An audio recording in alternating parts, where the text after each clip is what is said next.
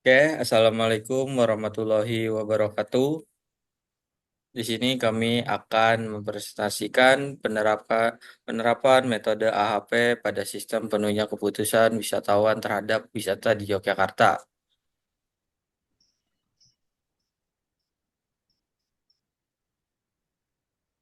Nah, sebelumnya perkenalkan nama saya Ilyas Ferdiansyah dan teman saya Fikri Aura Fitrah.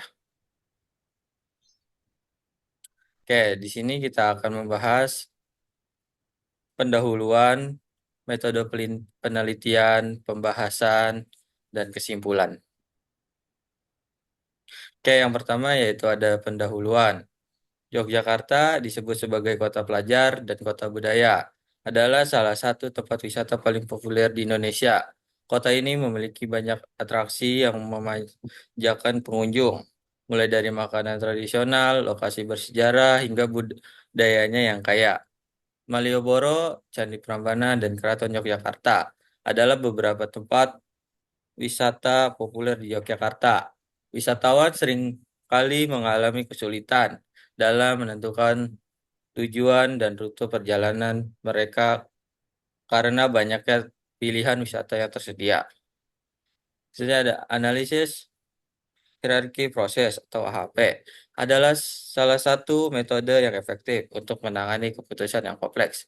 Diciptakan oleh Thomas L. Sutcliffe pada tahun 1980.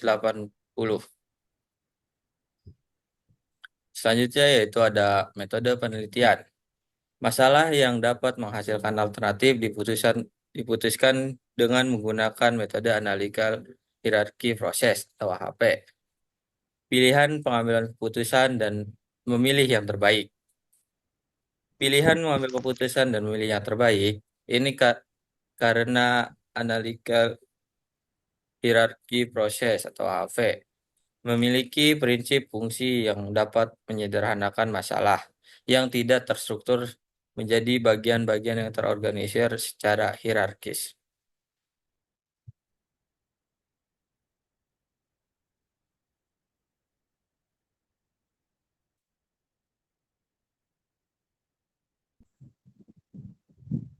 Selanjutnya yaitu ada model waterfall. Metode pengembangan sistem life circle atau SDLC adalah proses logis yang digunakan analis sistem untuk mengembangkan sistem informasi. Metode waterfall digunakan karena dalam urutan terhadap proses perancangan, output, dan setiap tahapan dapat dapat masuk ke tahapan berikutnya.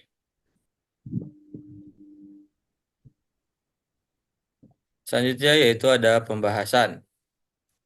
Metode pengembangan sistem life circle atau SDLC adalah proses logis yang digunakan analisis sistem untuk pengembangan sistem informasi.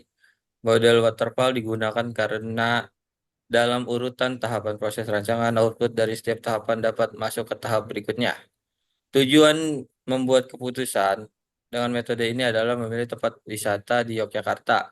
Setelah tujuan ditetapkan, standar yang diperlukan untuk membuat keputusan tentang tujuan tersebut ditentukan.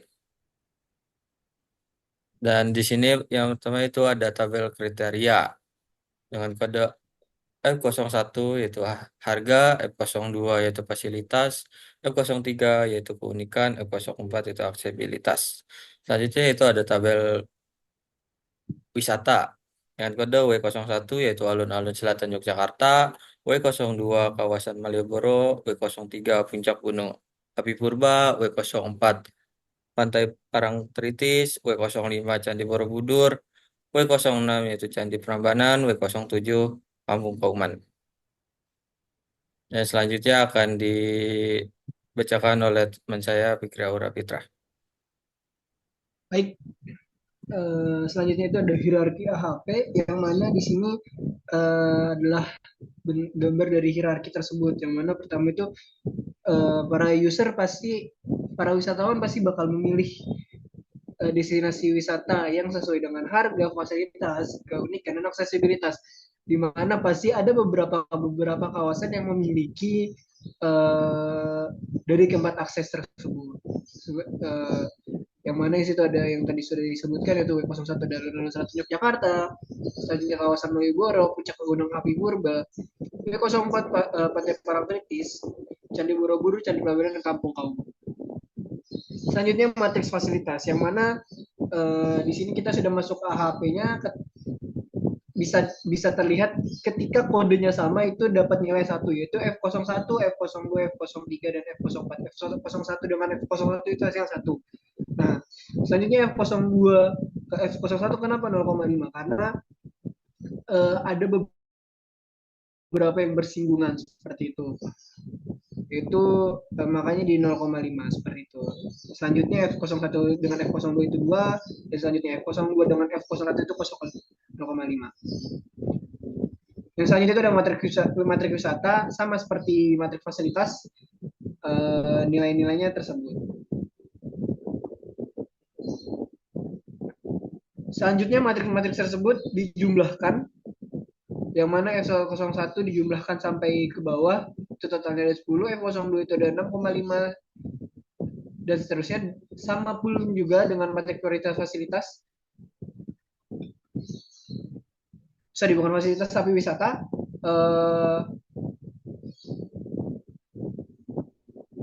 ya sorry, matrik fasilitas yaitu F01 di sini sudah masuk ke prioritas dengan F01 0,67.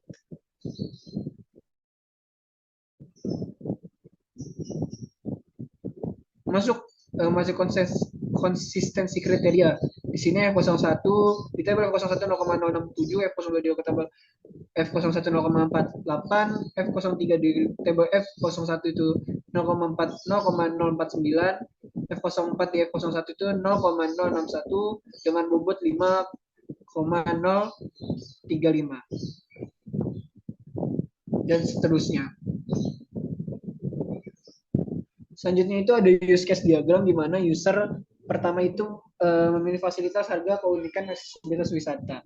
Uji coba sistem dilakukan dengan menggunakan metode testing, di mana metode ini melakukan pengujian dengan berkonsentrasi pada spesifikasi fungsional. Perangkat lunak hasil dari pengujian sistem ini dapat membantu memberitahu bahwa proses pengujian menguji fungsi-fungsi yang ditetapkan untuk diuji.